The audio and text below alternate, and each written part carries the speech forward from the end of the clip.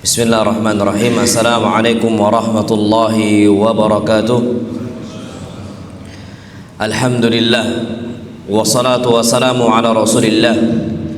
Hayakumullah wa bayyakum wa saddadanillah wa iyyakum ala alkhairi wal huda mahyina wa as'aluhu bimannihi wa karamihi ay yaj'alani wa iyyakum min ahli al-ilm wal qur'ani tadabbura wa fikha innahu ala kulli syai'in qadir wa bil ijabati jadir. Ayuhal ikhwatul kiram, alhamdulillah kita bisa melanjutkan lagi kajian kitab kita Al-Mawsu'ah Al-Aqadiyah atau ensiklopedia akidah. Kita pada bulan lalu sudah membahas nama-nama ilmu akidah di sisi Ahlus Sunnah wal Jamaah. Di situ ada nama Al-Aqidah, ada nama At-Tauhid, ada juga As-Sunnah, dan juga ada Usuluddin, ada juga Asy-Syari'ah, dan juga banyak nama-nama yang lain. Dan Al-Fiqhul Akbar, Asy-Syari'ah, ada 7 yang kita sudah sebutkan. Dan di sini sebelum kita membahas kenapa kita bertauhid, kita ada yang belum kita bahas ini, nama-nama ilmu akidah menurut selain Ahlus Sunnah wal Jamaah, yang ini harus kita wanti-wanti kadang-kadang. Disebutkan yang pertama ilmu kalam. Jadi mereka ini orang-orang yang bukan Ahlus Sunnah wal Jamaah itu menamai ilmu akidah sebagai ilmu kalam.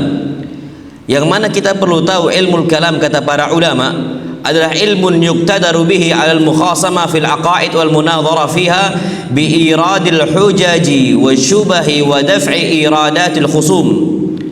Yang namanya ilmu kalam adalah ilmu yang digunakan untuk berdebat. Makanya mereka itu kadang-kadang itu muter sana muter sini ketika pembahasan akidah. Kenapa mereka itu gunakan ilmu kalam? Ilmu yang digunakan memang untuk berdebat. Jadi cuman menang bicara saja, cuman menang lisan saja. Dalam mereka itu berdialog dalam urusan akidah dengan mengajukan argumen-argumen dan syubhat-syubhat untuk menolak argumen Ahlus Sunnah wal Jamaah. Itu mereka gunakan ilmu kalam. Apa kata para ulama? Fahuwa biikhtisar, secara ringkas ilmu kalam adalah ilmu jadal, ilmu perdebatan akidah, al-madhmum syar'an, yang dicela secara secara syariat. Fahuwa mura'in muta'alliq bi idharil madhahib wal intisari laha, yang mana tujuannya itu cuman untuk menampakkan dan memenangkan suatu madhab. Jadi ala kulli di sini sebuah kelompok itu biasanya mereka itu akan berusaha memenangkannya, kelompok-kelompok yang batil itu dengan cara ilmu kalam. Dan beda loh ya, antara ilmu tauhid dengan ilmu kalam itu beda jauh, jangan antum kira sama. Makanya para ulama dari zaman ke zaman, bahkan Al-Imam Syafi'i rahimahullah itu beliau paling benci dengan ilmu kalam atau ilmu mantik. Kenapa? Karena beda jauh antara ilmu tauhid dengan ilmu kalam. Para ulama mengatakan ilmu tauhid itu bersandar pada Al-Quran dan As-Sunnah, dan juga ijma' para salafun as-salih, dan juga akal yang sehat, al-aqlus salim, akal yang sehat, yang selamat, yang mana akalnya itu dilandaskan kepada qala Allah qala Rasul. Jadi dahulukan dulu qala Allah qala Rasul. Kalau seandainya Allah Subhanahu wa taala telah berfirman, Nabi telah bersabda, sudah serahkan kepada Allah Subhanahu wa taala. Jadi jangan sampai kita tolak dengan logika kita. Ini anak ambil contoh ketika Allah Subhanahu wa taala berfirman, Ar-Rahmanu 'alal 'arsyis tawa. Allah Subhanahu wa taala Ar-Rahman itu beristiwa di atas arsy. Sudah kita apa kata Imam Malik? Kalau Imam Malik jelas sekali ucapan beliau, al-istiwa'u ma'lum. Kata istiwa itu udah kita tahu maknanya, wal kaif majhul, caranya kita nggak tahu. Wal imanu bihi wajib kita mengimani bahwa Allah itu beristiwa di atas arsy-Nya. Kemudian wasu'alu anhu bid'ah, bertanya tentang bagaimana istiwanya Allah Subhanahu wa taala adalah perkara yang bid'ah. Nah, kalau para ulama kita salaf zaman dahulu dari kalangan sahabatnya, tabi'innya, tabi'ut tabi'innya, wa man ba'dahum, dan setelah mereka itu mereka sudah serahkan semua kepada Allah Subhanahu wa taala. Apa yang Allah firmankan dan apa yang Nabi sallallahu alaihi wasallam sabdakan sudah. Jadi nggak pakai akal, Pak. Nah, kalau seandainya ilmu kalam itu pakai akalnya mereka untuk menolak Al-Quran dan hadis-hadis Nabi kita Muhammad sallallahu alaihi wasallam. Nah, ilmu kalam itu mereka bersandar pada al-alfaz al-mantiqiyah atau lafal-lafal logika. pakai logika mereka. Wal aqisa al kalamiyah, kias-kias analogi kalam. Sehingga kata para ulama, mereka-mereka ini terpengaruh oleh faktor-faktor eksternal di luar Al-Quran dan As-Sunnah. Makanya Pak, kebanyakan dari mereka itu ngambil dari filsafat, falsafah. Dan kita Pak nggak kenal falsafah dari zaman ke zaman. Itulah akhirnya disusup-susupi. Di zaman dahulu kenapa falsafah itu masuk ke dalam ilmu akidah? Karena memang di saat itu banyak penerjemahan buku-buku semisal dari falsafah Yunan itu diterjemahkan secara bebas ke dalam bahasa Arab. Disitulah akhirnya masuk Pak, filsafat. Dulu mereka nggak kenal itu Pak. Sahabat nggak kenal ilmu falsafah, tabi'in juga nggak kenal ilmu falsafah, dan juga tabi'ut tabi'in nggak kenal itu. Maka ilmu tauhid adalah ilmu syar'i yang tidak ada kebid'ahan di dalamnya. Sebaliknya kalau falsafah atau ilmu kalam itu sesuatu hal yang diada-adakan, yang tidak pernah dikenal di zaman Nabi kita Muhammad sallallahu alaihi wasallam. Jadi ala kulli hal ilmu tauhid dan juga ilmu kalam ini sesuatu hal yang beda jauh. Kemudian yang berikutnya, nama berikutnya, mereka menggunakan nama filsafat atau falsafah untuk masalah akidah. Dan ini juga tidak diperbolehkan karena ilmu falsafah itu dibangun di atas al-auham, ilusi. Nanti akan kita sampaikan Pak beberapa kondisi mereka-mereka yang istilahnya mengagungkan filsafat dalam masalah akidah. Mereka menggunakan al-auham.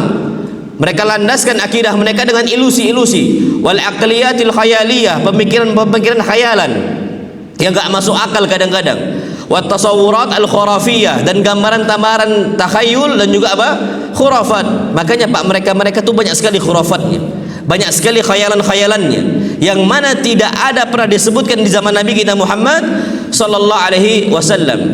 Nama yang berikutnya yang dipakai dalam ilmu akidah oleh selain ahlu sunnah wal jamaah adalah penamaan tasawuf. Ini kadang-kadang mereka menamakan tasawuf untuk akidah mereka. Dan ini juga sesuatu hal yang keliru. Kenapa? Karena yang namanya tasawuf itu Pak, hatta di zaman kita saat ini itu dibangun akidah mereka atas syatahat al-mutasawwifah atau ucapan-ucapan di luaran kesadaran mereka. Makanya Pak, enggak sedikit dari mereka orang gila dikatakan wali. Karena mereka itu membangun akidah mereka di atas syatahat atau ucapan-ucapan di luar kesadaran mereka. Antum tahu Pak, mereka itu bahkan zikirnya pun orang-orang yang ghulatul mutasawwifah atau orang-orang tasawuf yang ghulu, mereka itu hu itu sampai sampai kesurupan Mbak. Sampai antum kalau mau nggak percaya Pak, lihatlah istilahnya di video mereka, itu nggak asing di situ. Mereka membangun akidah mereka di atas syatahat al-mutasawwifah, ucapan-ucapan di luar kesadaran mereka Pak. Mereka itu nggak sadar kadang-kadang, na'udzubillah. Bahkan yang gila pun kata mereka itu majdzub, diagungkan sama mereka Pak. Majdzub itu wali, kata mereka majdzub judhiba aqlu, yang diambil akalnya, tapi dijadikan wali bagi mereka Pak. Dan mereka agungkan itu di atas akidah mereka. Jadi ini bahaya sekali, dan itu bukan akidah Ahlus Sunnah wal Jamaah atau al-mazaim, atau mereka membangun akidah mereka di atas klaim-klaim belaka sesuai khurafat mereka. Makanya Pak, mereka ghulatul mutasawwifah, kita lihat banyak sekali cerita-cerita khurafat yang mana nggak bisa dinalar Pak oleh akal kita, dan bahkan nggak pernah dibicarakan oleh hadis Nabi kita Muhammad SAW ataupun Al-Quran Al-Karim. Antum nggak sedikit loh Pak yang mungkin mendengar ada seseorang wali, mungkin dia itu bisa terbang ke langit, atau wali bisa turunkan rantai dari emas, atau wali ketika digali kuburannya makan semangka gorengan katanya. Itu Pak khurafat. Dan itu ghulatul mutasawwifah, itu dibangun atas mazaimnya mereka sesuai khurafat kaum sufi dalam masalah akidah. Makanya nggak asing Pak kalau seseorang itu belajar akidah atau belajar tasawuf, tengoklah nanti di akhirnya dia kata Imam Syafi'i, dia akan menjadi gila kalau orang belajar tasawuf di pagi hari, sore hari kata Imam Syafi'i rahimahullah hilang akalnya. Kenapa? Karena dibangun di atas syatahatul mutasawwifah, hal-hal yang di luar nalar, di luar kesadaran mereka. Na'udzubillahi min dzalik. Ada nama yang lain, namanya ilahiyat. itu juga digunakan oleh mereka untuk penamaan akidah, dan ini bukan akidah Ahlus Sunnah wal Jamaah atau ma wara'at tabi'ah, metafisika. Itu juga sama. Itu beberapa akidah, beberapa nama-nama yang dipakai oleh mereka dalam kitab-kitab akidah mereka. Dan itu semua apa? Menyimpang yang perlu kita ketahui. Baik, kemudian mawdu'at ilmu akidah, topik-topik ilmu akidah. Kalau kita membuka kitab akidah, apa sih yang kita bahas dalam kitab akidah tersebut? Perhatikan Pak di sini. Syekh mengatakan topik ilmu tauhid menurut akidah Ahlus Sunnah wal Jamaah itu berkisar pada beberapa perkara.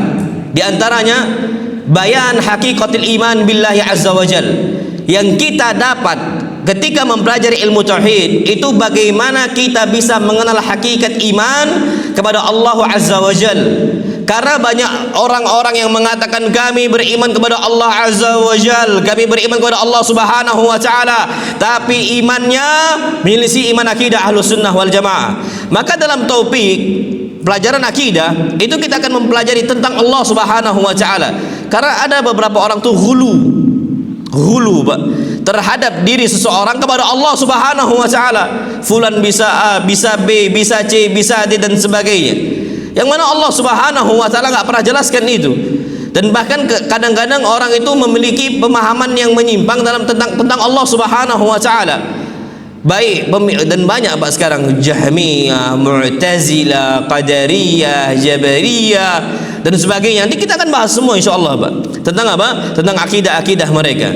Terus kemudian pembahasan topik akidah juga yang kata para ulama, penjelasan bagaimana sifat-sifatnya Allah subhanahu wa ta'ala yang agung dan sifat-sifat Allah subhanahu wa ta'ala yang sempurna. Karena beberapa orang Pak salah dalam memahami sifat-sifat Allah subhanahu wa ta'ala. Mereka itu tadi yang ana sudah sampaikan, menolak istiwa, menolak Allah itu memiliki tangan dan sebagainya. Padahal akidah Ahlus Sunnah itu jelas Pak, bal yadahu mabsutatan. Tangannya Allah subhanahu wa ta'ala itu terbuka untuk kita semua. Maksudnya kita ini kadang-kadang ada mengatakan oh enggak, Allah enggak punya tangan, diselewengkan. Kalau Allah punya tangan berarti sama dengan apa? Makhluk. Kita Pak sudah katakan laisa kamitslihi syai'un wa huwas samiul basir. Tidak ada yang serupa dengan Allah. Tetapkan tangan milik Allah subhanahu wa ta'ala tanpa menyerupai tangan Allah dengan tangan makhluk. Kata mereka, kalau kita sama, kalau kita katakan Allah punya tangan, kata mereka, berarti Allah apa? Sama dengan makhluk. Oh enggak, Allah punya tangan tapi tangannya tidak sama dengan apa?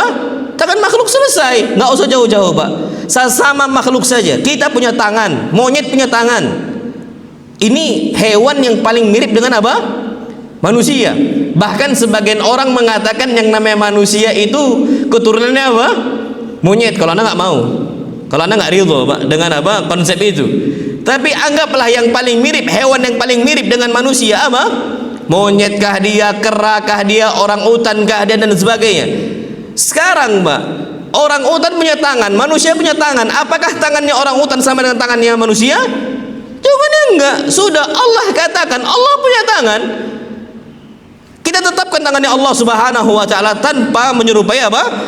Tangannya Allah dengan tangannya makhluk. Karena Allah yang berfirman Mbak. Untuk apa Allah berfirman kalau kita tolak dan sebagainya?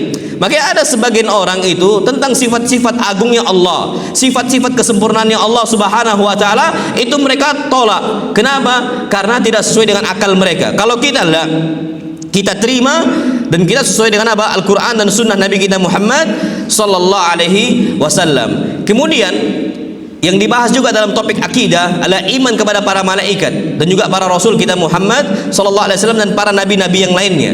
Kemudian yang dibahas juga perkara yang berkaitan dengan hari akhir serta qada dan qadar, itu dibahas. Dan makanya Pak, Masya Allah, sekarang ini banyak orang-orang yang dia itu memiliki istilah klaim-klaim belaka tentang akhir zaman, tapi dia nggak pelajari akhir zaman, asal cuap saja, asal bicara saja. Banyak apa orang-orang nebak-nebak, oh hari kiamat tinggal berapa tahun lagi, hari kiamat tinggal sekian tahun lagi. Pak, kalau memang dia bisa menebak hari kiamat itu kapan, untuk apa Allah sembunyikan hari kiamat? Oh tahun ini nanti akan keluar ini, tahun itu akan keluar itu. Hadza mazaim batilah. Itu klaim-klaim batil. Kalaulah seandainya mereka membuka kitab akidah saja sebentar saja tentang masalah asyratus sa'ah, tanda-tanda hari kiamat, mereka akan tahu Pak itu bahwa dukhan enggak akan muncul di saat itu karena ada tanda-tanda hari kiamat sebelumnya yang belum muncul. Gimana tiba-tiba muncul apa? Dukhan. Tapi ternyata orang awam pun sudah banyak apa? Terbawa Pak dengan akidah keyakinan seperti itu. Inilah kata para ulama yang perlu kita ketahui. Yang namanya ilmu akidah itu penting untuk kita bahas. Karena pasti nanti di ujung, nanti akan kita bahas Pak, di ujung kitab Mawsu' al-Qadiyah itu tentang asyratus sa'ah, banyak panjang Pak. Makanya nggak akan selesai pembahasan ini, cuman sebentar saja. Tentang apa? Asyratus sa'ah dan juga qada dan qadar. Karena banyak orang-orang yang menyimpang tentang masalah qadanya Allah dan qadarnya Allah Subhanahu wa taala. Muncul Jabariyah dan juga muncul apa? Qadariyah. Kemudian yang juga dibahas dalam topik akidah, Ahlus Sunnah wal Jamaah lawannya dari tauhid. Lawannya dari apa? Tauhid. Dan juga lawannya dari sunnah apa? Kesyirikan dan juga apa? Bid'ah. Kita kalau membahas tentang tauhid, pasti yang kita bahas juga syirik. Kalau kita bahas tentang sunnah, mau nggak mau kita bahas tentang apa? Bid'ah. Dan itu mau nggak mau seperti itu Pak. Dan ini pasti. Karena kenapa? Nggak usah jauh-jauh. Kita tadi dengar imam membaca surat Luqman. Itu memang mau nggak mau harus diajarkan Pak sejak dini. Sebagaimana tauhid diajarkan sejak dini, maka kesyirikan juga sejak dini juga diajarkan. Apa kata Allah Subhanahu wa taala? Allah berfirman, "La in asyrakta la yahbatanna amaluk." Wahai Muhammad, kalau seandainya engkau itu berbuat syirik, maka batallah seluruh amal engkau. Makanya apa kata Luqman itu anaknya? Ya bunayya la tusyrik billah. Wahai anakku, janganlah engkau berbuat syirik kepada Allah Subhanahu wa taala. Inna syirka la dzulmun azim. Yang namanya kesyirikan adalah sebuah kezaliman yang besar sekali. Dan di antara topik akidah juga yang dibahas adalah al-akhbar, berita-berita dari wahyunya Allah Subhanahu wa taala. Bagaimana kita beriman kepada Nabi kita Muhammad sallallahu alaihi wasallam ketika beliau mengabarkan tentang suatu hal, tentang apa? Hal-hal gaib, kita harus percaya, Pak. Banyak hal-hal gaib yang diriwayatkan sampai kepada kita yang kita ternyata betul juga, Pak. Itu harus percaya. Mau enggak mau, Pak. Sami'na wa ta'na. Ana sering sampaikan contohnya idza waqa'a dzubabu fi ina'i ahadikum, kalau seandainya lalat masuk ke dalam wadah kalian, maka celupkan. Kenapa? Fa inna fi ihda janahihi da wa fil akhari shifa. Karena di salah satu sayap nyamuk itu terdapat penyakit, salah satu sayap terdapat apa? Penawarnya atau obatnya. Dan ternyata ajibnya Nabi kita Muhammad sallallahu alaihi wasallam mengatakan fa innahu yattaki bi janahihi alladhi fi idda. Kalau lalat jatuh itu pasti dia jatuh pertama kali dengan sayap yang terdapat penyakitnya. Makanya harus apa? Dicelupkan, kata Nabi kita Muhammad sallallahu alaihi wasallam. Kita awalnya mengira masa iya sih. Tapi ternyata akidah Ahlussunnah wal Jamaah itu harus mengimani setiap akhbar, setiap kabar-kabar yang dibawakan oleh Allah Subhanahu wa taala dan juga yang dibawakan oleh Nabi kita Muhammad sallallahu alaihi wasallam. Walaupun kita itu ternyata enggak nyangka, betul juga ya. Itu di akhir-akhir. Walaupun enggak ketahuan maknanya, harus imani. Ana ambil contoh, Pak. Disebutkan dalam sebuah riwayat, inna tahtal bahri naran wa tahtan nari bahra. Di bawah laut ada api, di bawah api ada laut. Di zaman itu kita mendapatkan riwayat itu mungkin akan, masa ada di bawah laut ada api? Apa itu? Ternyata Pak terjadi. Gunung Krakatau di Indonesia itu kan masih aktif nggak Krakatau itu? Setahu ana masih, Pak, masih aktif itu Krakatau. Di bawah laut ada apa? Api, di bawah api ada apa? Laut. Ibn Abbas, hadisnya Ibn Abbas. Dan ternyata itu memang diterima, Pak, oleh umat Islam. Dan ternyata dari mana Nabi tahu sallallahu alaihi wasallam? Ya sudah, itu akhbar yang harus kita percayai. Semisal zaman dulu, Pak, ketika disebutkan dalam sebuah riwayat, allimu auladakum musibahata war rimaya, ajarkanlah anak-anak kalian untuk berenang dan juga untuk berkuda. Berenang, Pak, di zaman itu mau berenang kemana mereka? Mau berenang di padang pasir kan? Karena semua padang pasir. Makanya Nabi SAW nggak pernah berenang, Pak.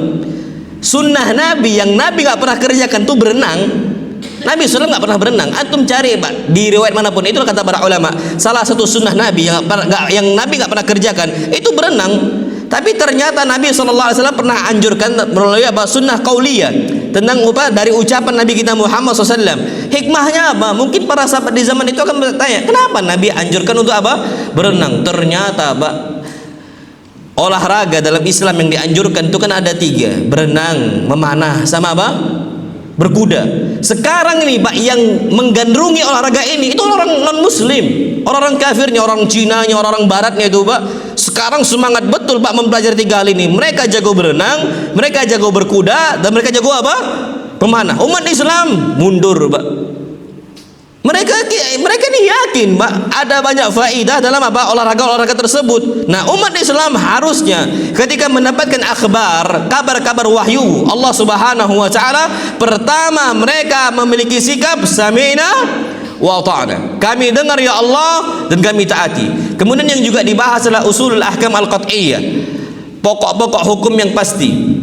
Jadi dibahas tentang masalah usul dan juga furu. Bagaimana kita membedakan usul dan furu? Nanti akan Anda bahas, Pak. Bagaimana kita membedakan usul dan juga apa? Bagaimana kita membedakan apa?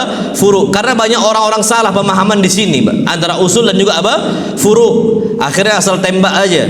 Nanti akan Anda sampaikan bagaimana mauqifnya Ahlus Sunnah wal Jamaah dalam masalah usul dan juga apa? Furu. Bagaimana membedakan antara keduanya.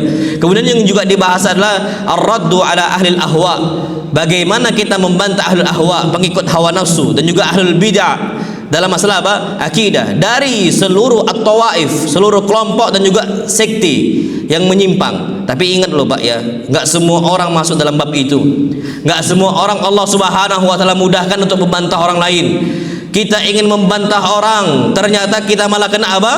Syubhat. Ingat, al-qulubu dha'ifa wa syubahu khattafa. Hati kita itu lemah dan syubhat itu apa? Menyambar-nyambar. Jangan sampai kita masuk atau mudah masuk dalam bab itu. Kalau nggak yakin nggak usah Pak debat di Facebook, nanti ujung-ujung datang ke ustaz gimana cara bantahnya. Ada terjadi Pak, ikhwah kita datang ke ana, ustaz gimana cara bantah ini? Maka ana bilang, ngapain antum masuk ke situ? Jadi dia ini dekat sama ana Pak, ya masih muda, mungkin semangat menggebu-gebu dan sebagainya. Dapatlah satu syubhat tentang Ibnu Taimiyah. Bingung dia cara jawabnya kayak mana. Cari di Google nggak ketemu. Ana Pak pertama kali ana bilang, antum cari coba di Google, kalau ketemu hebat antum. Karena yang ada di dalam bahasa Arab, nggak ada bantahan dalam bahasa apa? Indonesia. Akhirnya pening pala dia, barulah datang ke ana. Dan ini nggak bagus Pak. Makanya disebutkan oleh para ulama, Umar ibn Abdul Aziz mengatakan, rahimallahu ra'an arafa qadra nafsihi. Allah tuh merahmati seseorang yang dia itu tahu kadar dirinya. Kalau seandainya masih hafalannya juz 30, bahkan nggak semua hafal juz 30, ngapain antum masuk dalam babul jidal, bab tentang masalah apa? Perdebatan dalam akidah? Belum Pak, belum saatnya, masih jauh. Nggak ngafal hadis, Arba'in Nawawi juga nggak dihafal, tapi hobi untuk apa? Hobi untuk jidal, hobi untuk debat. Sedangkan Allah Subhanahu wa taala memiliki istilahnya, memberikan sikap untuk Ahlus Sunnah wal Jamaah. Bagaimana kita tuh bersikap terhadap orang-orang seperti itu? Wa a'rid 'anil jahilin. Cukuplah kan tuh berpaling dari orang-orang apa? Jahil. Sudah tinggalkan mereka. Wa idza khatabahumul jahiluna qalu salama. Kalau kita diajak berdialog oleh orang-orang jahil, kita sampaikan A, B, C, D nggak mau, qalu salama. Jadi ala kulli di sini walhamdulillah kita perlu tahu bagaimana topik-topik ilmu akidah itu nanti terakhir dibahas bagaimana kita membantah ahlul ahwa. Tapi itu nggak semua orang masuk di situ, dan nggak semua ulama Islam masuk di situ. Yang terkenal masuk dalam bab itu adalah Al-Imam Ibnu Taimiyah rahimahullah. Karena memang Pak, Al-Imam Ibnu Taimiyah itu Syekhul Islam. Beliau ini hebatnya Masya Allah. Kalau antum buka saja kitab beliau, antum akan tahu bagaimana luasnya ilmu beliau.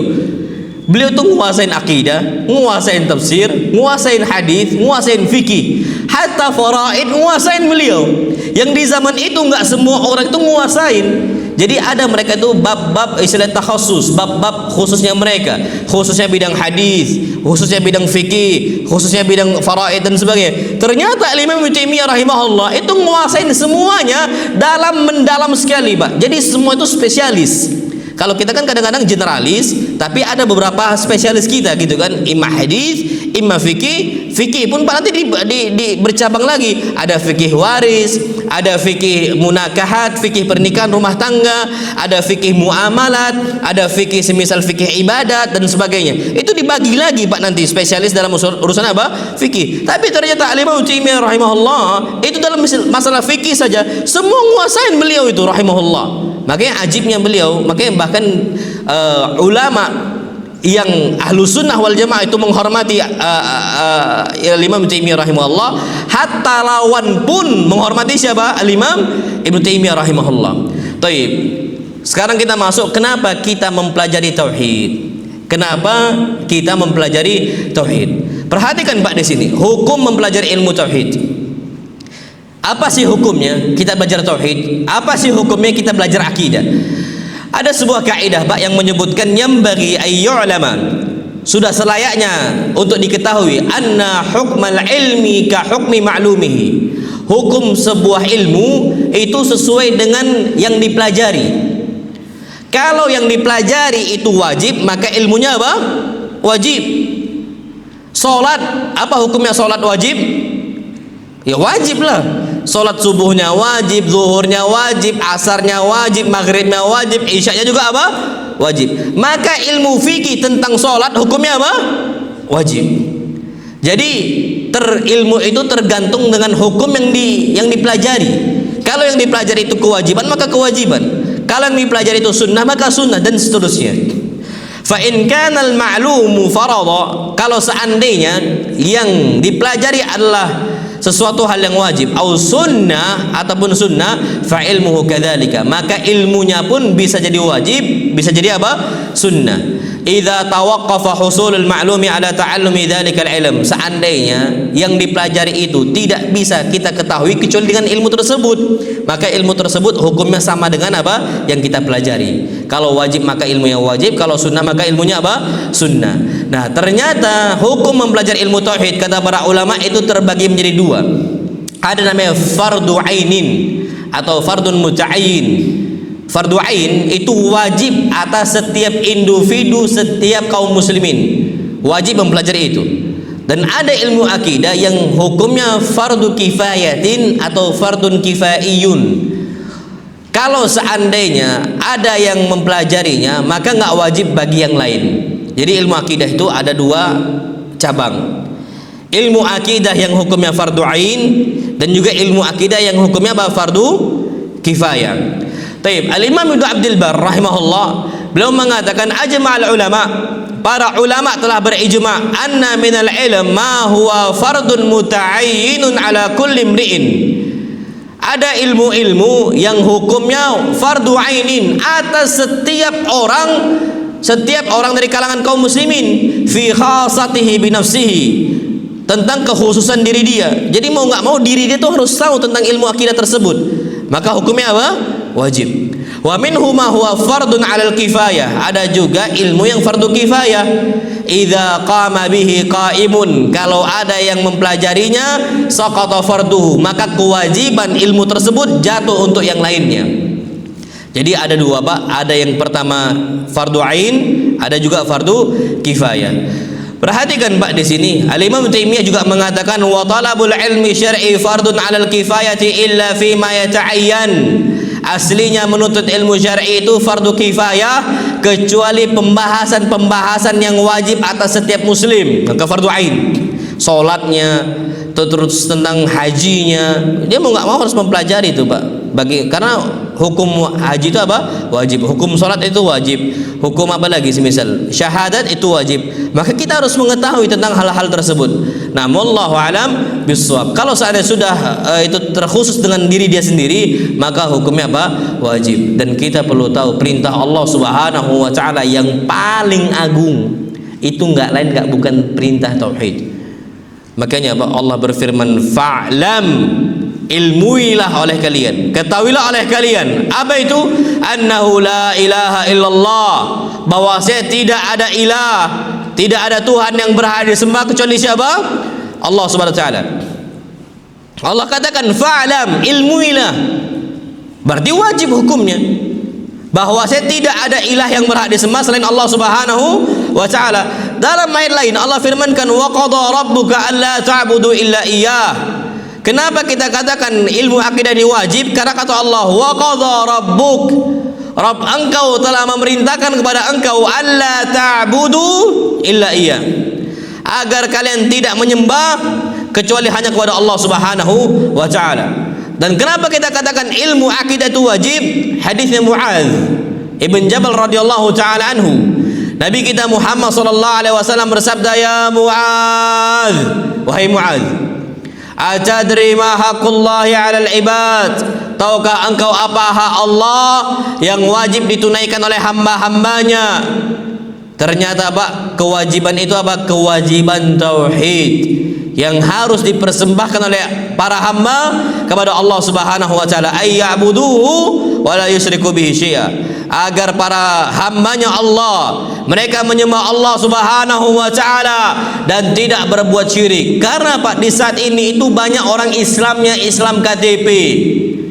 Dia ini agama Islam tapi masih nyembah pohon, masih ngasih sesajen, masih ngasih sedekah ke laut, masih ngasih sedekah semisal ke pohon, masih nyembelih semisal kambing atau nyembelih ayam untuk penunggu pohon A, pohon B dan sebagainya. Itu apa? Itu mereka hakikatnya belum mentauhidkan Allah Subhanahu wa taala dengan sebenar-benarnya. Makanya awal dakwah yang didakwakan oleh para nabi itu dakwah tauhid. Lihatlah Nabi kita Muhammad sallallahu alaihi wasallam di Mekah 13 tahun. Dakwah apa yang beliau ajarkan? Tauhid. Makanya Pak, Masya Allah, dakwah tauhid itu pasti dikucilkan. Wallahi pasti Pak. Antum akan membawa dakwah tauhid kecuali dimusuhi. Baik dimusuhi oleh lawan, dimusuhi kadang-kadang oleh barisan kita sendiri. Na'udzubillah. Kenapa? Hasad. Ada apa? Hasad. Bani Israel memusuhi seperti itu Pak. Ada hasad di antara mereka. Na'udzubillah. Dan mau nggak mau Pak, apa kata Waraqah ibn Naufal ketika datang Nabi SAW, ketika diturunkan wahyu untuk beliau, tidaklah seseorang membawa sebagaimana yang kau bawa wahai Muhammad illa udi, kecuali pasti dimusuhi.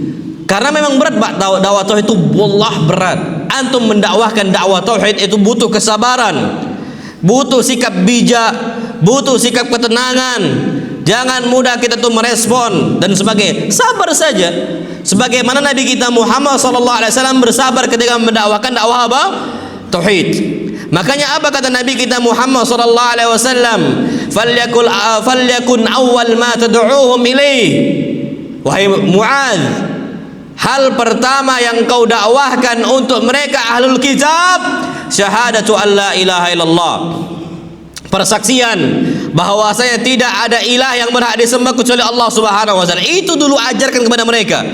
Masukkan ke dalam benak mereka bahwa saya tidak ada ilah, tidak ada Tuhan yang berhak disembah kecuali Allah Subhanahu wa taala. Karena Pak, kalau udah dipelajari yang A, yang B, yang C selain tauhid, nanti akan kabur semuanya. Akan kabur percaya dari anak. Makanya Pak, orang-orang itu agama Islam tapi di benaknya itu masih ada ilah selain Allah. Akhirnya pohon disembah, patung disembah, batu nisan disembah, benda keramat disembah, dan yang lain-lainnya Pak.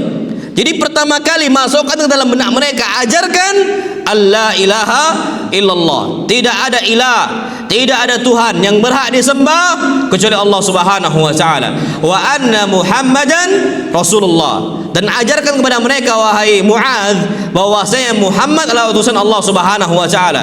Jadi Pak, kalau sudah Nabi ajarkan sami'na wa ta'na, itu terus Pak ajarkan kepada apa? Kepada umat Islam. Taib, Al-Imam Ibnu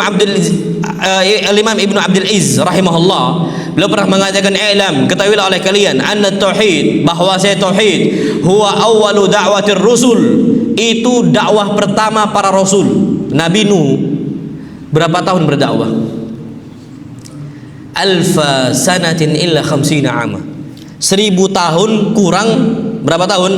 50 tahun. Berapa totalnya berarti? 950 tahun. Semuanya Pak dakwahnya tauhid.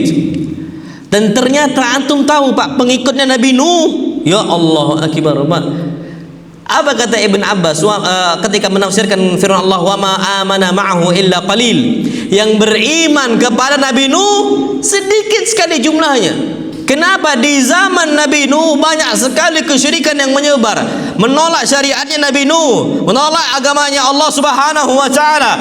Ternyata yang mengikutnya cuma apa? Sedikit sekali. Disebutkan oleh Ibn Abbas, amana ma'a Nuhin, yang beriman bersama Nabi Nuh 80 insanan, jumlahnya cuma 80 orang. 950 tahun dakwah tauhid, yang ngikuti cuma berapa orang? 80 orang, Pak. Sedikit sekali. Antum tahu Nabi Isa alaihi salam, Nabi Isa, Pak, pengikutnya enggak banyak. Lah ujung-ujungnya mau disalibin. Mau disalib, ternyata Allah selamatkan, wa ma salabuhu wa ma qataluhu walakin syubbiha lahum, kata Allah. Mereka tidak membunuh Isa, mereka tidak mensalib Isa, tapi itu cuma dimiripkan. Yang disalib, yang mereka bunuh, itu cuma dimiripkan dengan Nabi Isa alaihi salam. Barrafa'ahu Allah ilaihi, kata Allah. Allah angkat Nabi Isa ke atas langitnya Allah Subhanahu wa taala. Jadi Isa belum meninggal, Pak. Nanti akan turun di akhir zaman untuk membunuh siapa? Dajjal. Belum. Dan ternyata, Pak, pengikut Nabi Isa itu enggak banyak. Sampai Nabi Isa mengatakan, man ansari ilallah, wahai kaumku, siapa yang menolong saya untuk berdakwah kepada Allah Subhanahu wa taala? Qala al-hawariyun, dan orang-orang Hawari mengatakan, nahnu ansarullah, wahai Isa, kami ini penolong agamanya Allah, siap membantu engkau mendakwahkan apa? Dakwah tauhid kepada Allah Subhanahu wa taala. Antum tahu Hawari jumlahnya berapa? 12 orang. Cuma berapa orang? 12 orang. Jadi dakwah tauhid ini dakwah Rasul yang pertama kali. Tapi, Pak, setiap orang membawa dakwah tauhid pasti dimusuhi. Harus apa? Sabar. Makanya, Pak, yang harus di benak kita dalam mendakwahkan dakwah tauhid itu, jangan antum cari nominal jumlah pengikut. Nggak usah, Pak, nggak usah. Pengikut itu cuma angka nominal saja. Yang kita cari gimana kita bisa istiqamah di atas tauhid dan sunnah Nabi kita Muhammad sallallahu alaihi wasallam. Pengikut itu cuma pengikut, Pak. Ya, ini kita kalau kita hitung, Pak, mungkin jamaah masjid ini kalau etikaf itu berapa ratus orang kan terkumpul. Wah, pengikutnya Nabi Nuh cuma 80. Ini etikaf kemarin berapa orang, Pak, di sini? 1000, Pak, ya. Wajib, Pak, 1000. 1000 orang di sini, Pak. Cuman jamaah soft doang gitu. Nabi Nuh berapa jamaahnya? 80. Kita tuh jangan tertipu dengan nominal. Karena memang mau nggak mau, Pak, dakwah tauhid ini dakwah berat. Dan itulah dakwah Rasul semuanya. Pertama kali dakwah tauhid. Wa awal manazilit thariq, dan awal persinggahan kita untuk menuju Allah Subhanahu wa taala. Kalau menuju Allah, mau nggak mau, bekal pertama kali yang kita bawa, bekal apa? Tauhid kita kepada Allah Subhanahu wa taala. Wa awal maqamin yaqumu fihi salik ila Allah azza wa jal. Dan itu adalah maqam pertama, kedudukan pertama untuk kita menuju Allah Subhanahu wa taala. Walihadza kana sahihu anna awwala wajibin yajibu 'alal mukallafi, bahwasanya awal kewajiban yang wajib ditunaikan oleh seorang mukallaf, syahadatu an la ilaha illallah, Allah bersaksi bahwasanya tidak ada ilah yang berhak disembah kecuali siapa? Allah Subhanahu wa taala. Na'am, wallahu alam bissawab. Dan banyak yang lain ucapan para ulama ahlus sunnah wal jamaah yang menyatakan bahwasanya awal kewajiban bagi seorang hamba adalah tauhid kepada Allah Subhanahu wa taala. Makanya bahkan sebelum kita meninggal pun, apa perintah Nabi kita Muhammad? Lakinu mautakum la ilaha illallah. Talkinkanlah, tuntunlah. Jadi dituntun, Pak, ditalkinkan orang yang hendak meninggal dari kita dengan apa? La ilaha illallah. Tidak ada ilah yang berhak disembah kecuali siapa? Allah SWT. Jadi awal lahirnya kita dengan awal lahirnya fitrah yang selamat, mentauhidkan Allah Subhanahu wa taala. Kemudian di akhirnya juga harus sesuai fitrah kita. Apa? Tauhid la ilaha illallah. Karena, Pak, banyak orang-orang nanti di akhir sebelum dia meninggal melenceng, Pak. Dan bahkan disebutkan dalam riwayat disebutkan tentang kisahnya Imam Ahmad ibn Hanbal, itu beliau itu diganggu sebelum apa? Meninggal. Didatangi oleh syaitan. Engkau ini kufur saja, wahai Ahmad. Engkau ini dustakan saja Allah SWT. Bukankah kematian itu sakit dan sebagainya? Akhirnya apa kata Ahmad ibn Hanbal ketika duduk anaknya Abdullah tiba-tiba mengusir, keluar engkau, jauhlah engkau. Itu ketika itu diganggu oleh siapa? Syaitan. Akhirnya anaknya Abdullah bertanya, wahai Ahmad, wahai bapakku, kenapa engkau mengatakan menjauhlah? Diceritakan oleh Imam Ahmad ibn Hanbal ketika itu didatangi oleh siapa? Syaitan. Karena godaan orang sebelum meninggal itu berat, Pak. Karena syaitan tahu yang dihitung oleh Allah dalam hidupnya manusia bukan yang awal, tapi yang mana? Yang akhir. Makanya Pak, cobaan berat bagi Abu Talib ketika sebelum meninggal itu didatangi oleh 2 orang dari sahabatnya sendiri. Sudah Pak, malah ngikuti apa? Ajarannya bapaknya Abdul Muttalib dan tinggalkan ajaran Nabi kita Muhammad sallallahu alaihi wasallam. Karena kalau orang sudah bertauhid Pak di akhir hayatnya aman selamat. Walaupun dia ada dosa, tapi minimal dia bertauhid kepada Allah Subhanahu wa taala. Apa hadis Nabi kita Muhammad sallallahu alaihi wasallam, man mata, barang siapa yang meninggal wa huwa ya'lam, dalam kondisi dia mengetahui betul annahu la ilaha illallah, bahwa saya tidak ada ilah yang berhak disembah selain Allah, dakhalal jannah. Pasti orang ini yang yakin betul dia akan masuk surganya Allah Subhanahu wa taala. Nah, kata para ulama, Pak, jadi ilmu tauhid itu hukumnya kewajiban. Bisa fardu ain, bisa fardu apa? Kifayah. Disebutkan fardu ain itu, Pak, itu ilmu yang dapat meluruskan akidah seorang muslim tentang Rabbnya, tentang namanya Allah, tentang perbuatannya Allah ataupun sifat-sifatnya Allah Subhanahu wa taala. Ya, itu yang harus diwayakini Pak oleh setiap apa? Muslim. Nah, adapun Pak, ilmu yang hukumnya fardu kifayah itu yang tentang tafsil secara perinci. Kalau secara perinci Pak, nggak wajib atas antum. Atau tadlil istidlal, cara pendalilan. Kalau seandainya fardu ain hukumnya antum wajib hafal dalil Pak, pening pada antum. Dosa nanti antum Pak. Kenapa nggak hafal dalil? Jadi pendalilan, istidlal atau at-tadlil itu cuman khusus untuk apa? Orang-orang tertentu. Makanya hukumnya fardu kifayah. Awit ta'lil ataupun argumentasi. Bagaimana kita katakan ini hukumnya wajib? Bagaimana argumentasi kita?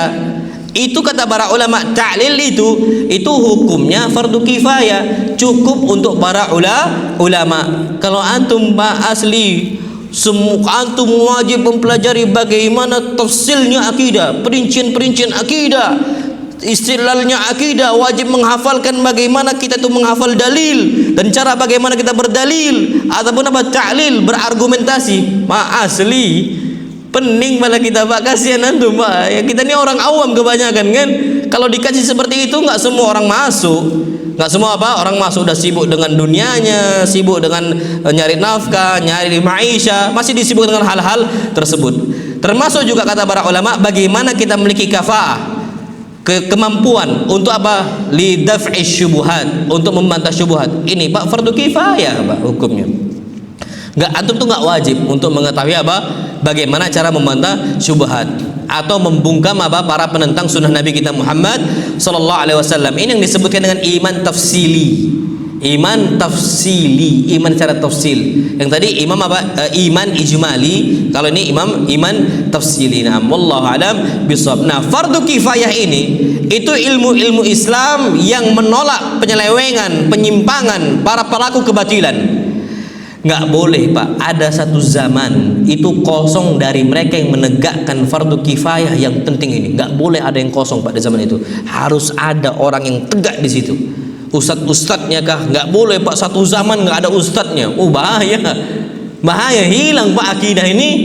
Ya ada ustadznya saja, ada ulamanya saja banyak penyimpangan kok. Apalagi makanya alhamdulillah ana bersyukur kepada Allah di zaman ini semakin banyak istilahnya ma'ahid Islamiyah, pondok-pondok pesantren Islam atau madaris Islamiyah, sekolah-sekolah Islam yang mengajarkan kepada kita semua akidah yang sahihah, akidah yang lurus sesuai apa? Manhaj salaful ummah. Jadi ala kulli hal di sini kesimpulan mempelajari ilmu tauhid ada fardu ain dan juga ada apa? Ada fardu kifayah. Na'am wallahu alam bissawab. Baik. Kemudian yang berikutnya, kenapa kita mempelajari ilmu tauhid? Karena ilmu tauhid itu memiliki keutamaan fadail jammah. Memiliki keutamaan yang banyak sekali Pak. Kita perlu tahu ilmu-ilmu syar'i seluruhnya itu ada keutamaan. Fikih ada keutamaan, tafsir ada keutamaan, hadis ada keutamaan, bahasa Arab ada keutamaan, dan yang lain-lainnya. Tapi ilmu tauhid itu berada di puncak keutamaan. Kalau antum mau nanya dari seluruh ilmu, ilmu apa yang paling utama? Ilmu tauhid. Makanya antum lihatlah sekarang bagaimana syaitan berusaha memalingkan umat Islam dari ilmu tauhid. Makanya ilmu yang paling buat antum bosan ilmu apa? Tauhid. Makanya ana berusaha gimana kita itu nggak ngantuk belajar tauhid. Coba antum perhatikan ilmu-ilmu yang tinggi, ilmu tauhid, terus ilmu misal tentang tafsir. Ini ilmu-ilmu yang kadang-kadang bisa buat apa? Ngantuk, syaitan datang itu karena memang ilmu tauhid, ilmu tafsir itu puncak yang paling tinggi. Syaitan nggak mau itu dan antum tahu, dan antum harus perhatikan, akhirnya ilmu-ilmu itu bisa dibawa ilmu tauhid. Kenapa? Karena memang ilmu tauhid ilmu yang paling tinggi. Dan kata para ulama itu bisa kita lihat dari 3 sisi. Kenapa ilmu akidah, ilmu tauhid yang paling tinggi? Kata para ulama dari 3 sisi. Sisi apa? Pembahasannya, topiknya. Yang kedua kandungannya. Yang ketiga kebutuhan manusia terhadap ilmu tauhid tersebut. Pertama coba perhatikan keutamaan akidah, ilmu akidah atau ilmu tauhid. Selesai kita. Ana ambil 15 menit lagi ya. 15 menit aja lagi ana minta insyaallah. Kenapa kita katakan ilmu tauhid itu ilmu yang utama sekali? Dari sisi topiknya. Kenapa yang kita bahas dalam ilmu akidah itu apa? Ilmu tauhid yang berkaitan dengan Allah. Kita mempelajari ilmu tauhid tentang Allah Subhanahu wa taala. Anggaplah dulu anak mondok, anak mondok itu mempelajari bagaimana kita bisa mempersembahkan ibadah kita kepada Allah SWT dengan terbaik dan nggak berbuat syirik. Itu selama 6 tahun, 3 tahun kita belajar bagaimana ibadah kita kepada Allah Subhanahu Wa Taala. Waktu itu anak SMP. Jadi SMP itu full mempelajari kitabut tauhid dari awal sampai akhir. Jadi syarahnya para ulama itu kita bahas dari awal sampai akhir 3 tahun. Antum di sini kitabut tauhid udah pernah bahas dari awal sampai akhir? Walhamdulillah, mudah-mudahan itu akan terus ada seperti itu. Kalau perlu selesai diulangi lagi, kapan selesai diulangi lagi, kapan selesai diulangi lagi. Nah, harus itu, harus. Waktu itu Anda masih ingat, 3 tahun itu cuma membahas kitab kecil, kitabut tauhid. Tapi dengan penjelasan yang beda, karena penjelasan untuk para santri itu memang penjelasan tafsili, mendetail sekali, mendetail. Jadi lama pembahasannya dari awal sampai akhir. Itu Ana senang sekali membahas tentang apa? Tentang akidah, tentang tauhid. Nanti masuklah ke ke tsanawiyah. Waktu itu tsanawiyah itu SMA. Kalau kita itu tsanawiyah SMP kan, alia SMA. Kalau di Saudi itu beda, mutawasit itu SMP, tsanawiyahnya SMA.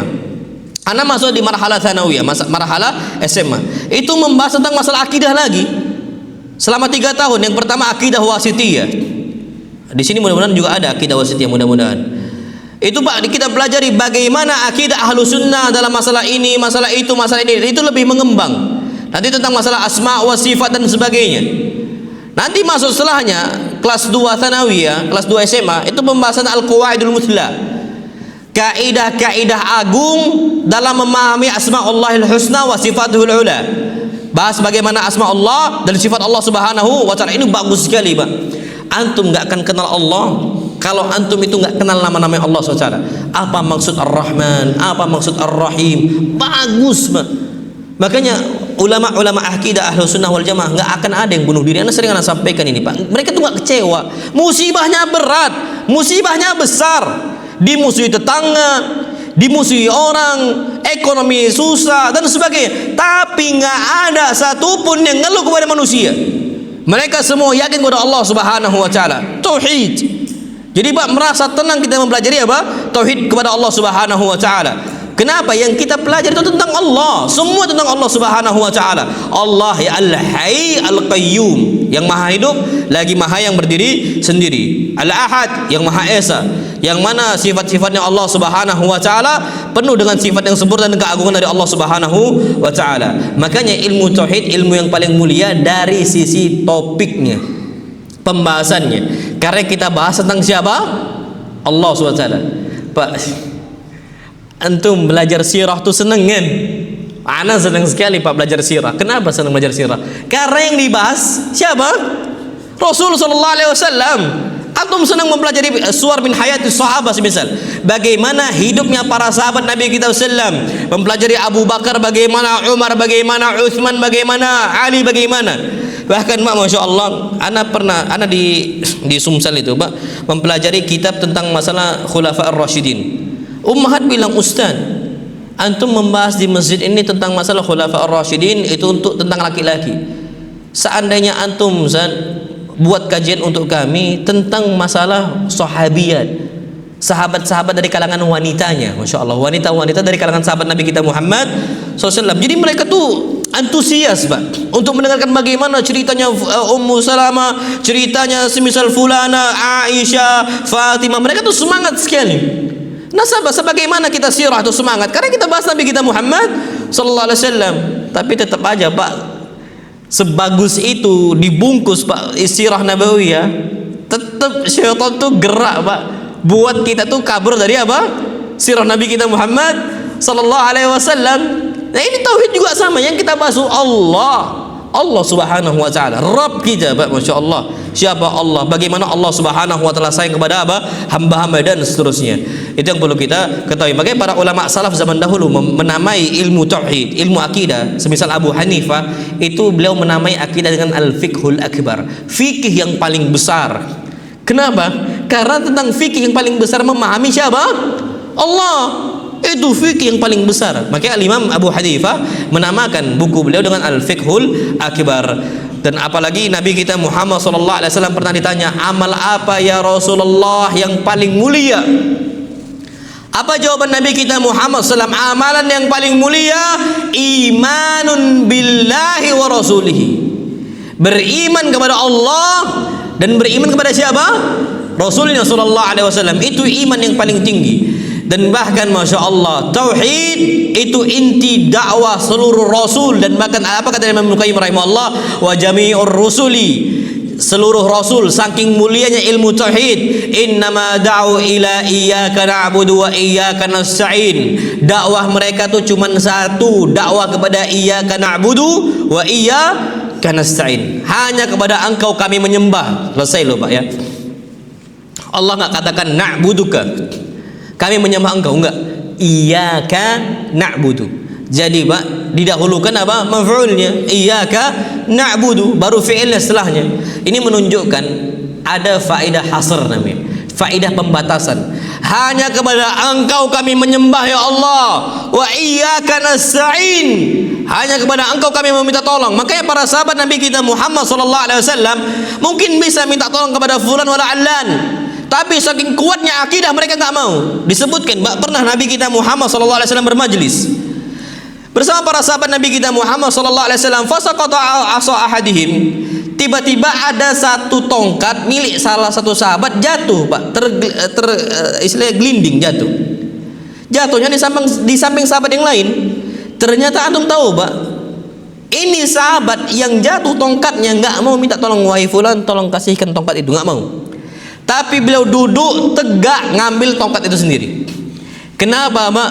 Karena iyyaka na'budu wa iyyaka nasta'in, hanya kepada engkau kami menyembah ya Allah, dan hanya kepada engkau kami ini meminta pertolongan. Apa kata beliau? Bismillah Allahumma a'inni, ya Allah, dengan menyebut nama engkau bantulah saya. Tegak dia ngambil apa? Tongkat tadi, duduk lagi dia. Ini Pak akidah kuat. Sekarang kita Pak yang akidahnya lemah, ya Allah kena musibah, cerita di dinding Facebook. Antum tahu Pak ya Allah, Facebook ini tuh udah banyak sekali yang meniru Yahudi. Makanya namanya wall Facebook. Antum tahu orang Yahudi Pak meratap di mana? Dinding.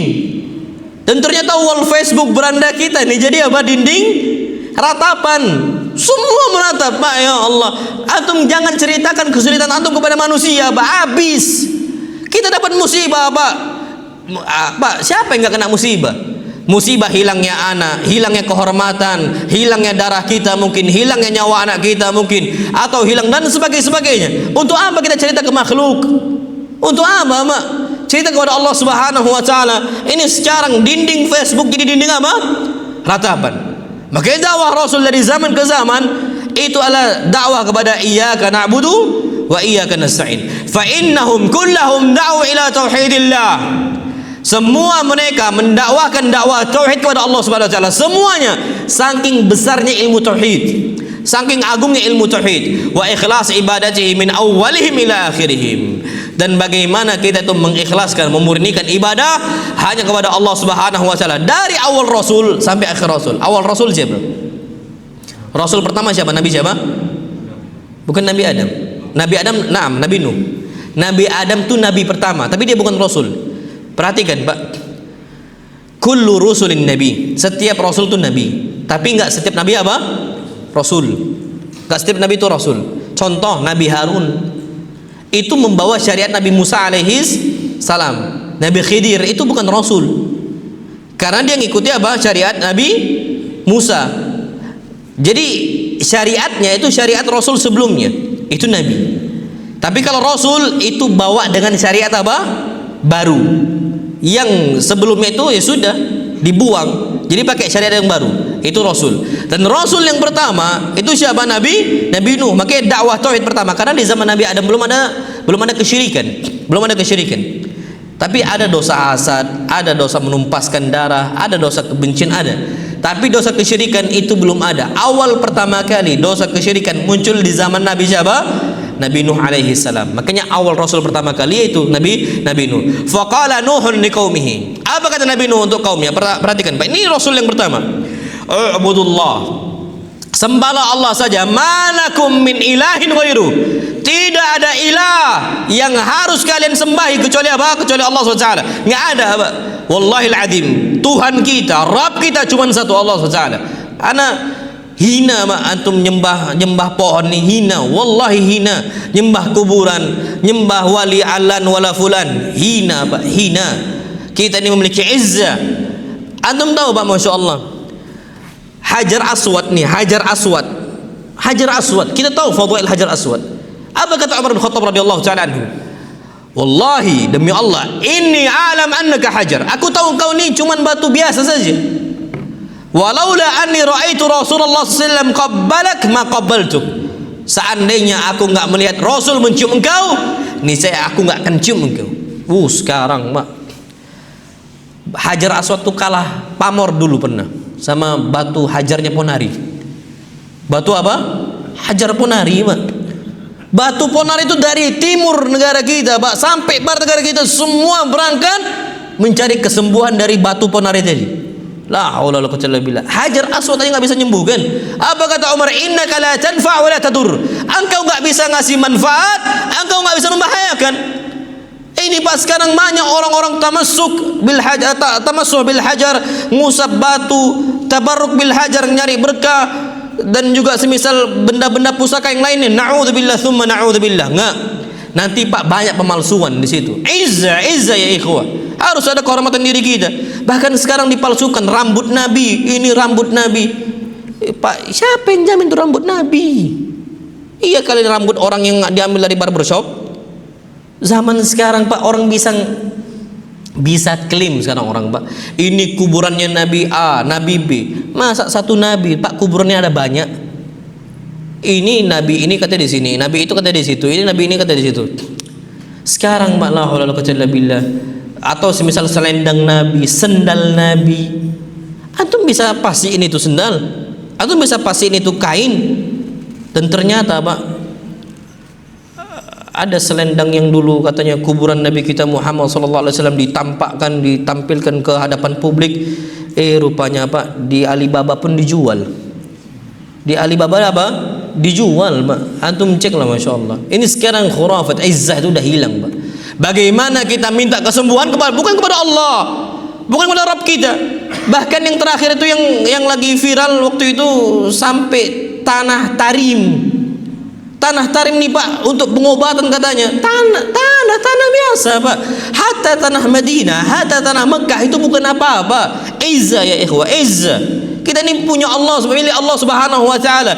Minta Allah tuh syafi. Allah tuh apa? Maha pemberi apa? Kesembuhan. Minta kesembuhan hanya kepada Allah Subhanahu wa taala. Kalau Allah enggak katakan itu kesembuhan, metode kesembuhan, jangan lakukan. Ada beberapa yang Nabi ajarkan, Al-Qur'an, metode kesembuhan, pengobatan. Boleh, silahkan. Ngambil berkah dari apa? Dari situ. Atau semisal hijamah bekam, boleh silahkan. Atau minum habbatus sauda, boleh silahkan. Atau istilahnya makan kurma, 7 kurma, ajwa, Madinah di pagi hari, boleh silahkan. Tapi kalau Nabi enggak katakan, jangan antum apa? Buat-buat. Izzah, tauhid itu harus kita apa? Harus kita miliki. Ubudullah, ma lakum min ilahin ghairu. Itu kata Nabi Nuh alaihi salam. Wa kadzalika qala Hud wa Shalih wa Syuaib wa Ibrahim. Begitu pula hal yang sama diucapkan oleh Nabi Hud, Nabi Saleh, Nabi Syuaib, Nabi Ibrahim. Allah berfirman, wa laqad ba'atsna fi kulli ummatin rasulan an i'budullah wajtanibut taghut. Kami telah utus dalam setiap umat ada satu rasul. Semua mereka semua sama ucapannya, anibudullah, sembahlah Allah Subhanahu wa taala saja. Antum kasih persembahan bukan kepada makhluk, la. Jangan kepada makhluk yang Allah Subhanahu wa taala, tapi kepada sang Khalik, sang pencipta Allah Subhanahu wa taala. Wajtanibut taghut, jauhilah taghut. Taghut ini kullu ma ubida min dunillah wa huwa anhu radin. Setiap yang disembah selain Allah Subhanahu wa taala dalam keadaan dia itu ridha. Nabi Isa disembah, tapi Nabi Isa enggak ridha, maka Nabi Isa bukan apa? Bukan taghut. Wallahu alam bissawab. Dan Allah firmankan, wa ma khalaqtul jinna wal insa illa liya'budun. Tidaklah aku ciptakan jin dan manusia kecuali hanya menyembah padaku saja. Taib. Keutamaan berikutnya Pak tentang tauhid. Kenapa kita bahas tauhid? Itu dari sisi kandungannya. Insyaallah kita akan bahas pada pertemuan ke depan insyaallah. Ana enggak tahu Pak. Ana bulan depan tuh bisa enggak ya, karena mepet sama waktu umrah ana. Tapi kalau bisa mudah-mudahan kita kajian lagi. Tapi kalau enggak bisa ana uzur karena mepet sekali Pak. Mungkin ana masih di Solo waktu itu. Tapi kalaupun mau dipaksakan mungkin bisa agak capek mungkin. Tapi nanti coba ana koordinasikan dengan Pak Andien sama antum Mbak, insyaallah. Mudah-mudahan kalau bisa nanti ada insyaallah dikabarin. Kalau nggak bisa mungkin karena mepet Pak, ana baru pulang itu pekan ketiga kalau nggak salah ana. Sama seperti jadwal kita biasanya. Mungkin ana undur bulan Agustus kalau memang nggak bisa. Tapi ana harapan ana mudah-mudahan kita bisa, karena sayang Pak. Udahlah sebulan sekali. Itu pun apa? Lepas 1 bulan. Kalau udah 1 bulan lepas nih Pak, ya Allah, bulan depannya lagi nih, ini ustaznya terakhir Pak Asaba kan gitu. Itu jadi berat bagi ana Pak, berat wallahi. Apalagi akidah ini, ana ilmu yang paling ana senang itu ilmu akidah. Ilmu apa? Ilmu akidah itu ana paling senang. Jadi ala kulli di sini mudah-mudahan ada kesempatan di bulan depan kita bahas apa akidah Mausu'ah Qadiyah atau ensiklopedia akidah Islam di bulan depan. Mudah-mudahan Pak. Kalau nggak bisa ana udzur, insyaallah bulan depannya lagi insyaallah. Ini dapat anda sampaikan, kurang lebih mohon maaf. Yang benar datang dari Allah Subhanahu wa taala, yang salah murni datang dari ana pribadi dan syaitan, dan ana berlindung dari kesalahan tersebut. Wassallallahu nabiyana Muhammad subhanakallahumma bihamdika asyhadu an la ilaha illa anta astaghfiruka wa atubu ilaik. Assalamualaikum warahmatullahi wabarakatuh.